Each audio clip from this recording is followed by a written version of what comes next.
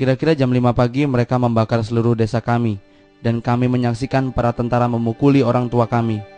3 orang manula meninggal, dan saya adalah salah satu dari 27 anak-anak yang dibawa pergi, 14 perempuan dan 13 laki-laki. Mereka membawa kami ke sebuah barak militer, sekitar 2 jam perjalanan dari desa kami. Tempat itu disebut Stasiun 30. Stasiun 30 adalah sebuah barak militer sementara yang dirampas oleh pasukan Islam Nasional. Mereka sering menyerang desa-desa tetangga dan membunuh baik balita dan manula. Mereka yang masih muda akan ditangkap dan disiksa dengan harapan mereka akan bertobat sesuai kepercayaan Islam. Kami ditangkap dan dibawa ke penjara-penjara bawah tanah. Malam pukul 7 kami dikeluarkan dari sel satu persatu untuk dipermalukan dan disiksa. Sore itu mereka mengikat tangan-tangan kami dan mulai memukul kami. Mereka menyuruh saya menjadi seorang muslim. Saya hanya berdoa pada Tuhan dan menolaknya. Saya dipukuli dan dibawa ke depan sebuah lubang di luar sel yang berisi bara api yang sudah diambilnya dari tempat pembanggangan roti. Mereka memukul leher belakang saya dan dengan tangan terikat di punggung, saya dipaksa untuk berbaring di atas bara itu. Setiap hari 13 anak laki-laki itu mengalami perlakuan yang sama. Dengan tangan dan kaki yang diikat kencang, mereka dipaksa untuk berbaring di atas bara api. Setiap anak tersebut mempunyai kesempatan yang sama untuk menjadi penganut muslim supaya penganiayaan itu berhenti. Saya ditangkap bersama anak-anak yang lain dan saya dipukul dengan sangat keras sehingga saya tak sadarkan diri. Kaki saya diikat pada leher saya dan saya digantung di atas bara api, namun saya menolak untuk menjadi muslim. Satu-satunya yang mereka minta dari saya adalah supaya saya menjadi orang muslim. Mereka berkata bahwa saya akan dibakar sampai mati kalau tidak mau mengganti iman percaya saya. Jadi saya memilih untuk mati. Saya tidak akan menyangkal Kristus. Tak seorang pun dari anak laki-laki tersebut mau untuk menyangkal Kristus.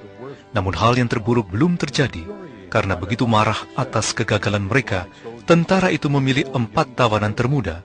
Mereka tidak diberi makan dan minum selama berhari-hari dan diletakkan di tanah dengan tangan dan kaki terikat kencang di punggung mereka. Yang termuda masih berusia 5 tahun. Kami dapat mendengar mereka menangis dan berseru kepada Tuhan untuk menyelamatkan mereka.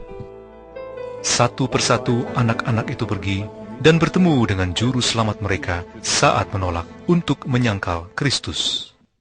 Kami melihat saudara-saudara kami mati menolak untuk menjadi muslim. Malam itu kami mulai membicarakan apa yang telah terjadi dan saya katakan kepada yang lainnya, kita pasti akan mati seperti adik-adik kita kalau kita tidak meloloskan diri. Jadi malam hari itu kami membongkar pintu sel dan mulai lari. Saya sangat lemah pada malam kami lolos. Yang lain membangunkan dan memaksa saya untuk lari, namun saya jatuh pingsan. Mereka harus membawa saya. Ketika ditanyakan bagaimana reaksi mereka seandainya mereka sekali lagi ditangkap oleh tentara Islam, mereka masing-masing berkata tentang komitmen mereka terhadap Kristus, bahkan sampai mati. Kematian dan penderitaan tidak dapat disaksikan di daerah sepanjang pinggiran negara Sudan. Diperkirakan bahwa 2 juta manusia telah dibunuh. Banyak orang Kristen lari ke daerah selatan, di mana tentara liberal rakyat Sudan menawarkan perlindungan lokal. Tetapi selama tentara Front Islam meneruskan kampanye mereka, orang-orang Kristen akan menjadi korban serangan-serangan brutal.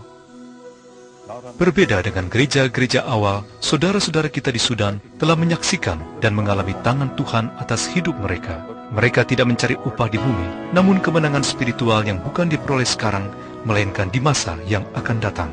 Orang-orang percaya terus berdoa dan menguatkan satu sama lain untuk berdiri teguh demi berpegang pada firman Tuhan yang akan membuat mereka bertahan dalam masa sengsara ini. Can anything separate us from the love of Christ?